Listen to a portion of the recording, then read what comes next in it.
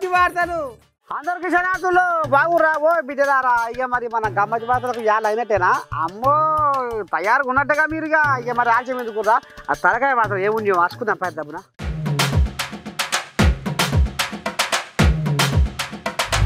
కళ్ళల్లో నిప్పులు పోసుకురాట. అరే నీ బతుకు చెప్పులు మోసే బతికే. ఇంటర్ విద్యార్థుల ఉసురు ఎవరికి ముడుతుంది? చేసిన తప్పు ఘోషణ ఉంది కాబట్టి గిదయిందట.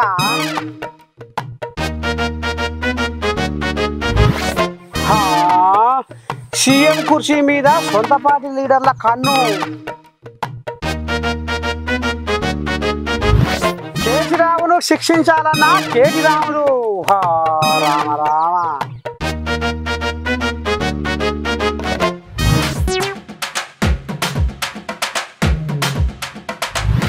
ఏమండి కరణం గారు గోచులో పడ్డారు అంటే లేదు కసరత్తు చేస్తున్నా అన్నడట వెనకడికోగానే. అగో ఇప్పుడు బీఆర్ఎస్ వాళ్ళు కూడా గదే కథ ముంగడేసుకురాడనుందా?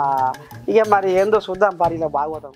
కాంగ్రెస్ ప్రభుత్వము ఎసోటి ముహూర్తాన గద్దె మీద కూర్చుండదో కానీ బాగానే నలుగురు మెచ్చేటట్టు పోలీసు నౌకర్లు సింగరేణి కొలువులు నర్సు జాబులు చేసి ఇక నిన్నయాల మెగా డిఎస్సి గదే చదువు పంతుల కొలువులు తెర మీదకి తీసుకొచ్చి నిరుద్యోగుల కళ్ళల్లో ఆనందం చూస్తుంటే బీఆర్ఎస్ వాళ్ళు కళ్ళల్లో నిప్పులు పోసుకుంటారు ఎందుకు అని భవానీ రెడ్డి అక్క కారు పార్టీ వాళ్ళకు కర్రు కాల్చి ఎర్రగా బాధ పెడుతుందిలా.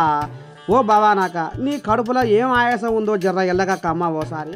ముఖ్యమంత్రి గారికి ధన్యవాదాలు చెప్తూ మెగా డిఎస్సిని ప్రకటించినందున అందరం కూడా చాలా హ్యాపీగా కృతజ్ఞతలు చెప్తా ఉన్నాం. ఇట్లాంటి టైంలో ప్రతిపక్షాలకు పని లేక భయంతోని ఇదేంది వీళ్ళు ఇట్లా చేయబట్టి మంచి పనులు చేసుకుంటా పోతా ఉన్నారని కించిత్తు బాధతోని ఇలా దగాకోరు డిఎస్సి మెగా డిఎస్సి కాదది అని ఇష్టం వచ్చినట్టుగా మాట్లాడుతున్నారు.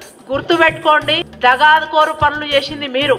2014 నుంచి 2023 వరకు మీరు ఏం చేసిండ్రో రాష్ట్రం మొత్తం గమనించే ఇవాళ మీరు వద్దురా బాబు మాకొద్దు అని చెప్పి వద్దురా నాయన ఈ కేసీఆర్ పాలన అని చెప్పి మిమ్మల్ని ఇంట్లో కూర్చోబెట్టి చక్కటి తీర్పిచ్చిండ్రు.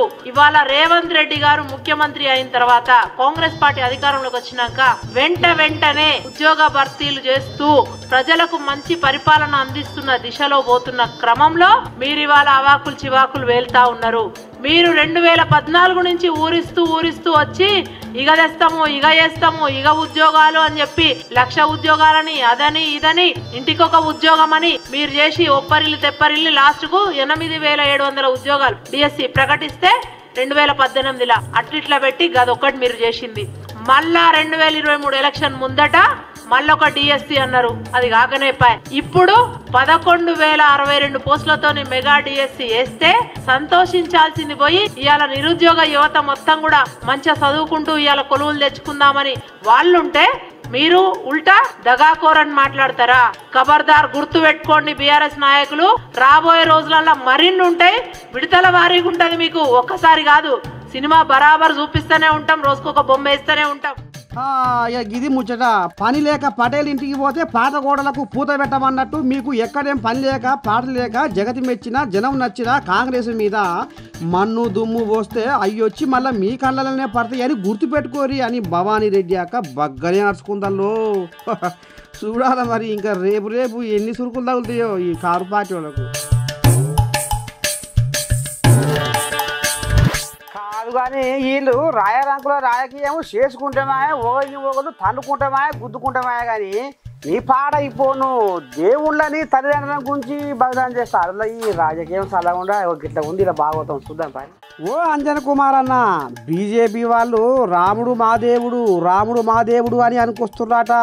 మరి ఆయాల మీరు మీ బాస్ రాహులు అయోధ్యకు పోనందుకు అనే గిట్ల పాయదేరు తీసి పదం వాడుతున్నారు బీజేపీ వాళ్ళు.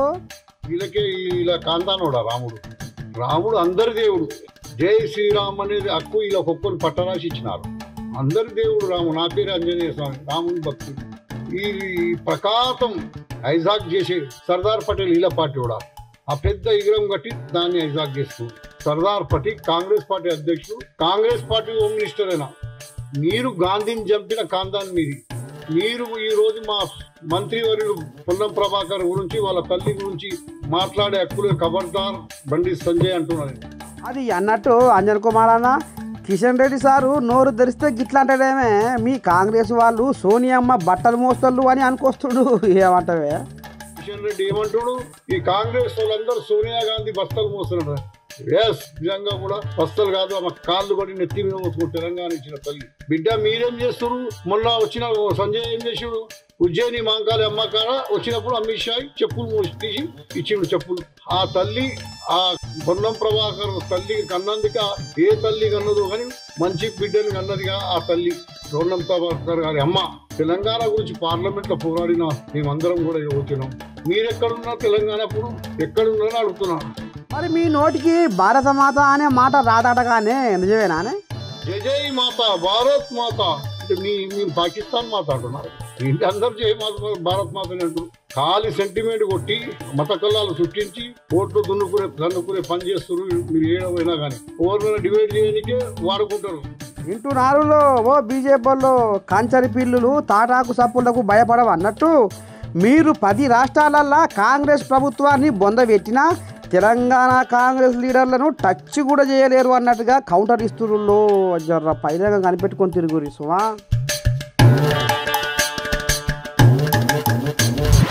మా బతుకుల్లో మన్ను పోసింది మీరేవో అధికారులారా, మా సావుకు కారకులు మీరేవో నాయకులారా, ఎంత పని చేస్తుంది అని పాపం పోరగాళ్ళు అంగలారుస్తున్నారు. ఇలా ఉసురు మరి ఎవరికి ముడుతుందో ఏం కదా కానీ చూద్దాం మరి. మేము భూమి మీద ఉందువా చదువా? అరే రే రే రే రామచంద్ర, నీ అన్యాయం పాడువాడా, ఊగుకనే మా కోసం ఎందుకు పుచ్చుకుంటారు అని ఇంటర్ చదివే పోరగాళ్ళు అధికారులను నాయకులను ఆడిపోసుకుంటారు ఆడనులా. ఇక ఇంటర్ పోరగాళ్లకు నిన్నయాల పరీక్షలు ఈ పాడైతుండగా ఇక ఆ పరీక్షలకు ఒక్క నిమిషం ఆలస్యంగా పోయినా అధికారులు లోపలికి రానిస్తలేరాట, అయ్యా అప్ప అని బతిలాడినా పోనిస్తలేరాట. ఇక ఏమన్నంటే పోలీసులతోటి గెంజేపిస్తురాట. ఇక ఈ ముచ్చట ఇట్ట ఉంటే తెల్లందాకా చదువుకొని తెల్లారి వరకే బాధలా ఉడుకుడుకుది ఇంత మింగి బస్టాండ్లో నిలబడితే ఇక బస్సులు రాక గంటల కొద్దిగా నిలబడి కాళ్ళు గుంజుకపోతున్నాయి ఆడగాని బస్సులు మాత్రం వస్తాయి వాడనుల్లా. ఇక ఇనూరి పోరగాళ్ళు ఏమంటారో. బస్సు రాలే, ఇంకా వస్తలేదు, ఇంకా ఇంత లేట్ అయితే మాకు 1 minute అయితే ఏమో గంట అవుతుంది వచ్చి. ఇప్పుడు ఏం టైం అవుతుంది? 7:20 వస్తే అప్పుడు వరకు అంటే 40 minutes ఒక్క బస్సులో లేకపోతే ఎట్లా మాకు? ఆడ 1 minute అయితే మాకేమో రానియరా? ఇన్నారులా అధికారుల పనితనం ఎంత ముద్దుగుందో. బస్సులు సరిపడా లేకపోతే పరీక్షలు రాసే సెంటర్ల కాడ 5 నిమిషాలు అటు ఇటు అయినా పోనీయాలి లోపలికి. బస్సులు రాక 1 నిమిషం లేట్ అయినందుకు పరీక్షలు రానియకపోతే ఉత్తపుణ్యానికి పోరగాళ్ళు బలవంతం సాగు చేస్తున్నారని అధికారుల మీద నాయకుల మీద మన్ను దుమ్ము పోస్తున్నాడనులా ఇంటర్ చదివే పోరగాళ్ళ తల్లిదండ్రులు.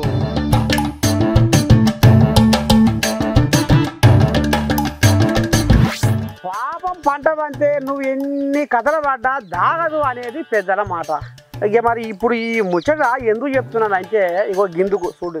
కంటికి రెప్పలు పోయినాక కాడక పూలు ఉంటే ఏం సకదనం అన్యారంగా మేడిగడ్డ ఉసురు పుచ్చుకున్నదని కాంగ్రెస్ వాళ్ళు మేడిగడ్డకు పోయి అసెంబ్లీలో కండ్ల గట్టినట్టుగా దండోర మోగిస్తే, లేదు లేదు కాంగ్రెస్ వాళ్ళు మా మీద లేనిపోని నిందలు మోపుతుర్రు, ఇవాళ మేము మేడిగడ్డకు పోయి ఆ సక్కదనాల అందాలను చూపిస్తామని బీఆర్ఎస్ ఎమ్మెల్యేలు పైలం కడితే ఇక జనగా కాడికి పోగానే నీ దండం పెట్టి టైరు తుస్సు అని అనుమాములు లెక్క హడళ్ళు అన్నదట నువ్వురా. ఇక దాంట్లో కూర్చున్న ఎమ్మెల్యేలకు తడిసి మోపడైందట నువ్వులా. ఇంకా నయ్యం ఊత పుణ్యానికి పానాలకు ఘనమైతుంది అని ఒకరి ముఖం ఒకరు చూసుకుంటాట గులుక్కుంటా. మరేందురా చేసిన తప్పు గోషలో పెట్టుకొని కాశీకి పోయినట్టు తప్పు చేసిరు కాబట్టే భగవంతుడు గంపంత కళ్ళు పెట్టుకొని చూసి గిట్ట కలంపం పుట్టించిండని సోషల్ మీడియా సంగపోలు సుర్రు అంటురులా అని దండం పెట్టిపో.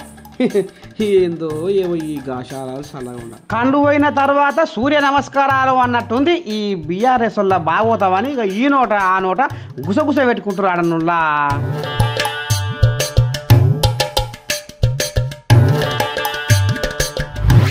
ఉత్తమ్ కుమార్ రెడ్డి కన్నాట అదురుతుందట ఎడవ కన్ను. మరి ఎందుకని ఏంది ఏం కదా అంటే మరి దేని మీద పెద్ద కుర్చీ మీదనే జీవి కూర్చున్నాడు నువ్వులా అమ్మని దండం పెట్టి. మరి అసలు కథ ఏందో ఎరికాను అలమా నీకు ఆమెకేవరక చూద్దాం పైన ఎవరి మీద పడదు కన్నా. ధర్మపురి అరవిందన్న ఈ నడుమ జ్యోతిష్యాలు బలి చెప్తుండుల్లో. మరి కాంగ్రెస్ వాళ్ళు అంటే ఒకప్పటి మునుపటిలాగా ఉన్నారనుకుంటుండో ఏమోనుల్లా. రేవంతం సీఎం కుర్చీని ఉత్తమ్ కుమార్ రెడ్డి గుంజుకుందామని చూస్తుండు అని చెప్పుకొచ్చి మళ్ళీ ఏమైందో ఏం కథనో కానీ ఖమ్మం మళ్ళేసి అటు ఇటు చూసి ఈ సీటును పెద్ద కోమారెడ్డి కూడా తర్వాత గుంజుకుంటాడు అని అనుకొస్తుండులా శిలక జ్యోతిష మాత్రం బల చెప్పుకొచ్చిండు ధర్మపురి అరవిందవు. ఓ అరవిందం అన్న ఏం చేస్తున్నావే?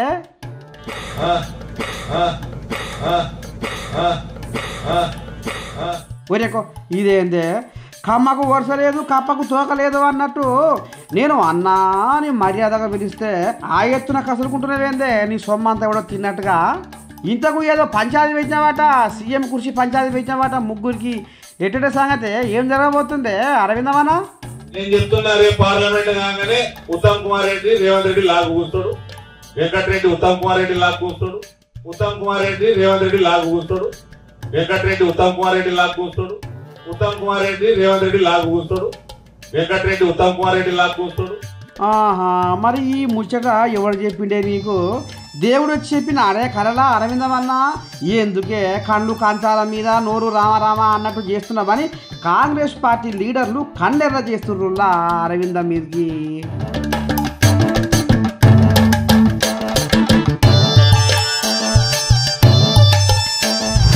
ఇప్పుడు ఎవరైతే ఏంది కానీ ఒక ఇంటి సంసారము ఇప్పుడు ఇంకో ఇంట్లో చదువుకోవాలంటే మరి ఒకనాడు అయ్యే పైన ఎటుబడి ఒక 6 రోజుల టైం పడుతుంది.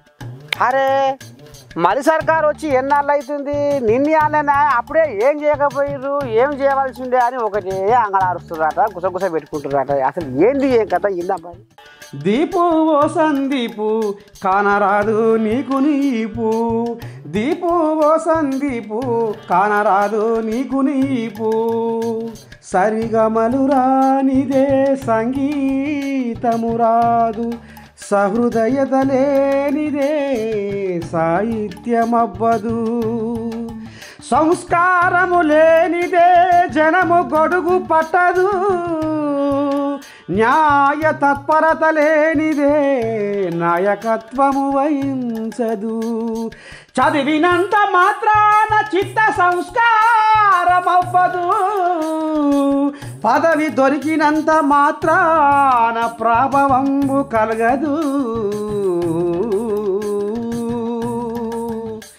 ఇక మరి నీకు షెడ్డో పడ్డో ఇంతో అంతో కొలువు దొరికిందని ఏడికి పడితే ఆడికి మాట్లాడతావా పాటలు పాడతావా సందీపు అని అనుకొస్తారు జనాలు.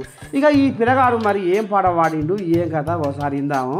రెండ మాటలు చెప్పే రేవంత్ రెడ్డి తెలంగాణలోన 420, రెండ మాటలు చెప్పే రేవంత్ రెడ్డి తెలంగాణలోన 420, ఓటుకు నోటు దొంగవు నీవు చంద్రబాబుకు తొత్తువు నీవు, ఓటుకు నోటు దొంగవు నీవు చంద్రబాబుకు తొత్తువు నీవు, ఓటుకు నోటు దొంగవు నీవు, ఓటుకు నోటు దొంగవు నీవు, అరే ఓటుకు నోటు దొంగవు నీవు అగో చంద్రబాబుకు తొత్తువు నీవు, ఉచిత బస్సు అని పథకాన్ని తెచ్చావు అమ్మల కాలకు కొట్లాట పెట్టావు, అమ్మల కాలకు కొట్లాట పెట్టావు, అమ్మల కాలకు కొట్లాట పెట్టావు, 2 లక్షల రుణమాఫీ అన్నావు 2 నెలలు దాటక ముందే, 2 లక్షలు దాటక ముందే, 2 నెలలు దాటక ముందే, ఎకరానికి నువ్వు 15,000ని పాత 10,000కే కత్తెరా పెట్టావు, పాత 10,000కే కత్తెరా పెట్టావు, పాత 10,000కే కత్తెరా పెట్టావు. అగో రెండ మాటలు చెప్పే రేవంత్ రెడ్డి తెలంగాణలోన 420. ఇక ఈ పిల్లగాని ముఖం మీదకి వచ్చినట్టు ఇంకో కళాకారుడు లైన్లకు వచ్చిండుల్లో అనుమోదు వెంకటేష్. ఇక నువ్వు అందుకోవే. ఒక ముఖ్యమంత్రిని పట్టుకొని రెండ ముఖ్యమంత్రి ఏర ముఖ్యమంత్రి అని పాటలు పాడే సంస్కృతి ఉన్నదా? ఆ సంస్కృతిగా సారథి కళాకారుడికి ఏమైనా సంస్కృతి ఉన్నదా? ఇటు మొగలి సొమ్ము తినుకుంటా మిన్నెలు పాట పాడినట్టున్నది, ఇటు ప్రభుత్వ సొమ్ము తీసుకుంటా బీఆర్ఎస్ ఓనికి పాట పాడడం అది ఎంతవరకు కరెక్టు? కనుక సారథి కళాకారులారా ఇటువంటి దుర్మార్గులు చేయబట్టి మీ సారథికి మచ్చ వస్తుంది. మీరు ఐకమత్యంగా ఉండండి. నిరుద్యోగ కళాకారులము సారథి కళాకారులం ఐకమత్యంగా ఉండి ఇలాంటి ఈ సారథి కళాకారులకు ఈ పొరపాటు చేసే కళాకారులకు గుణపాఠంగా నిద్దాం. జై కళాకారుడా, జై జై కళాకారుడా. కమ్మ అంట కాదు తుమ్మ నీడ కాదు అన్నట్టు పాసిపోయిన సర్కారును పట్టుకొని ఏం బాకులాడుతున్నావు సందీపు? నీ వల్ల సారథి కళాకారులకే ఉన్న ఇలువ ఇజ్జతి గంగల కలుస్తుంది. అసలు నీకు సంస్కృతి ఉందా సందీపు అని అనుమోదు వెంకటేష్ దుమ్ము దులుపుకొచ్చిండులా. గిట్ల ఉంది కథ కళాకారులది. అది కాళేశ్వరమా కుంగేశ్వరమా 3 నాళ్ళకే మురట్ల మురుగుతుంది అని కాంగ్రెస్ వాళ్ళు కథ చెప్పుకొస్తుంటే అరే రే రే అవునవునవును అని తలకాయ ఊపుతున్నట గంగేజులక్క కేడి రాములు ఏమన్నా అందం ఉందా ఈ ముచ్చట పాల్పడ ఒప్పుకుంటారు తప్పు చూడదు కాకపోతే కేసీరావు 80,000 పుస్తకాలు చదివినోని అని కాళేశ్వరం రూపురేఖలు గీసి ఎస్టిమేట్ చేసి తెల్లందాకా మెదడుకు మీద పెట్టి బుర్రను అలవగొట్టి నేనే ఇంజనీరును అనుకుంటా రామసక్కని ఉపాయం చేసి కాళేశ్వరం కట్టిస్తే 3 నాళ్ళకే తొర్రలు బొర్రలు పడ్డాయని నీ పాడైపోను కాంగ్రెస్ వాళ్ళు కంపు చేస్తే స్వయంగా కేటీ రాములన్న మా నాయనది తప్పు అన్నట్టుగా మాట్లాడుతున్నాడు నువ్వులా ఏమన్నా ఉన్నాదుల్లా అవునానే ఓ రాములన్నా చెప్పే మేడిగడ్డ అనేది ఇప్పుడే పోచారం గారు చాలా స్పష్టంగా చెప్పారు. కాళేశ్వరం ప్రాజెక్ట్ లో 3 బరాజులు, 15 రిజర్వాయర్లు, 21 పంపింగ్ స్టేషన్లు, దాదాపు 1500-1600 కిలోమీటర్ల ప్రవాహ కాలువలు,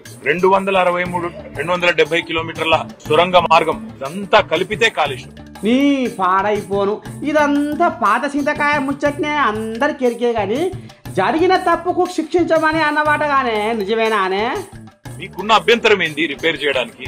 బాధ్యుల మీద చర్యలు తీసుకోండి, మేము కాదనట్లేదు. తప్పు జరిగితే బాధ్యుల మీద చర్యలు తీసుకోండి, ఏ రకమైన ఎంక్వైరీలు వేస్తారో వేసుకోండి. బాధ్యుల మీద చర్యలు తీసుకోండి, మేము కాదనట్లేదు. తప్పు జరిగితే బాధ్యుల మీద చర్యలు తీసుకోండి, ఏ రకమైన ఎంక్వైరీలు వేస్తారో వేసుకోండి. బాధ్యుల మీద చర్యలు తీసుకోండి, మేము కాదనట్లేదు. తప్పు జరిగితే బాధ్యుల మీద చర్యలు తీసుకోండి, ఏ రకమైన ఎంక్వైరీలు వేస్తారో వేసుకోండి. అమ్మా ఇక ఇన్నారులా తప్పు చేసిన వాళ్ళ మీద చర్యలు తీసుకోమని ఏ రకంగా అంటుండో 1,00,000 కోట్లు పెట్టి కట్టించింది ఎవరు? వాళ్ళ అయ్య కేసీరావే కదా. ఇక ఇప్పుడేమో ప్రెస్ మీట్ పెట్టి తప్పు చేసిన వాళ్ళ మీద చర్యలు తీసుకోమంటుండు అంటే వాళ్ళ అయ్య మీద తీసుకోమన్నట్టేగా అని ఒకటే గుసగుస పెట్టుకుంటున్నారట నిన్న పబ్లిక్.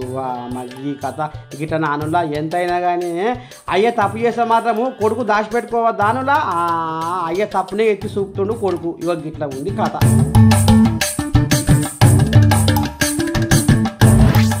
పాడుపడగాల కేసీరావయ్య ఓడిపోయినాక ఏం మాట్లాడుతుండో ఎక్కడ అర్థమవుతలేదు ఆటనులా జనాలకు. కర్ణుడు లేని భారతము శుంఠి లేని కషాయం లెక్కనే మాట్లాడుతున్నట మొత్తం. కాకపోతే ఒకప్పుడు 3 ఏళ్ల కింద పాలమూరు రంగారెడ్డి ఎత్తిపోతుల ప్రాజెక్టును దగ్గర ఉండి కుర్చేసుకొని కూర్చొని ప్రాజెక్టు కట్టిస్తా అని శిల్క పలుకులు పలికిన కేసీరావు అక్కడి రైతులకు గడ్డివాములో సూది పోగొట్టుకొని దేవుడు ఆడుకున్నట్టే చేసిండని వంశీచంద్రెడ్డి కొల్లపురమే పెట్టిండులా. ఓ చందన ఏం సంగతే పెద్ద భాగవతమే పెట్టినావు. మొన్న జరిగినటువంటి శాసనసభ ఎన్నికల్లో కేసీఆర్ భాగోతం తెలిసినటువంటి తెలంగాణ ప్రజలు ఓటు రూపంలో కేసీఆర్ కి, కేసీఆర్ పార్టీ బీఆర్ఎస్ కి బుద్ధి చెప్పడం జరిగింది. ఈ ముచ్చటంతా రాజ్యం అంతా గెలిచిపారిందే గాని కొత్త ముచ్చట చెప్పరా అదే ఏదన్నా ఉంటే. ఈ బీఆర్ఎస్ నాయకులకి బుద్ధి వచ్చినట్టుగా లేదు. మళ్ళా కూడా ఏ మేడిగడ్డ అయితే స్వయంగా కేసీఆర్ అదొక బొందలగడ్డ అని అన్నాడో మీరు గమనించాలి. అంతకు ముందు కేసీఆర్ కాళేశ్వరం ని ఆదర్శంగా తీసుకోవాలి, అదొక ప్రపంచానికి 7వ అద్భుతంగా కీర్తి ఎత్తుకున్నటువంటి కేసీఆర్ ఇవాళ వాళ్ళ నిర్వాహకం చూసి మేడిగడ్డని కేసీఆర్ ఇవాళ స్వయంగా బొందలగడ్డ అన్నటువంటి పరిస్థితి. ఈ మాటను దిక్కులు పిక్కటిల్లేలా నల్లగొండ సభలనే మూత మోగిచ్చుడు గాని మరి పాలమూరుకు పోయిన సంగతి ఏందో ఇప్పి చెప్పరా అదే అమ్మగాని. దక్షిణ తెలంగాణలో ఉన్నటువంటి ఈ పాలమూరు రంగారెడ్డి ఎత్తిపోతల పథకాన్ని పూర్తిగా నిర్లక్ష్యం చేసి వాస్తవానికి 2015 సంవత్సరంలో ఈ ప్రాజెక్టు ప్రారంభమైతే 3 సంవత్సరాలలో పూర్తి చేస్తా అని హామీ ఇచ్చినటువంటి కేసీఆర్ ఇందాక మా మండలాధ్యక్షుడు చెప్తుండే ఇక్కడనే కుర్చీ వేసుకొని కూర్చొని నేను ఈ పనులు పూర్తి చేపిస్తా దగ్గరుండి అని చెప్పినటువంటి కేసీఆర్ ఇవాళ పనులు ఎంత నాసిరకంగా ఎంత అసంపూర్తిగా ఉన్నాయో మన కళ్ళ ముందు సాక్ష్యంగా ఇక్కడ కర్వెన రిజర్వాయర్ మన ముందు కనిపిస్తున్నది. మరి చుట్టుపక్కల రైతులకు నీళ్లు అందిన ఆయమనా? నీళ్లు అందించాల్సిన అవసరం ఉంటే షాద్ నగర్ లో 79,900 నియోజకవర్గంలో 1,12,000 ఎకరాలు, నారాయణపేట నియోజకవర్గంలో 67,000, మక్తల్ నియోజకవర్గంలో 63,000 చుక్క నీరిచ్చినటువంటి పాపన కూడా ఈ టీఆర్ఎస్ ప్రభుత్వం పోలేదు. ఈ నారులో పబ్లిక్ కమలాసుని కళాంశకు తూటి కాడలే గతి అన్నట్టు కేసీరావు ఏ ప్రాజెక్టు కట్టినా రైతుల కడుపులో పేగుల అరుపులు తప్పవాయా అని ఒకటే అనుకుంటా ఉన్నారట వల్ల రైతులంటే పడిసచ్చే అభిమానులు. ఇక మరి నేను పట్టుకొచ్చిన గమ్మటి వార్తలు గిజి బిజరారా ఎటునే మీకు నచ్చితే ఒకవేళ మాత్రం కింద కామెంట్ బాక్స్లో మీకు దోచినట్టుగా మీ అభిప్రాయాన్ని తప్పకుండా మర్చిపోకుండా యాది పెట్టుకొని పెట్టుడు. ఏమంటున్నా మరి ఉంటే బిడ్డలారా శనార్థిగా.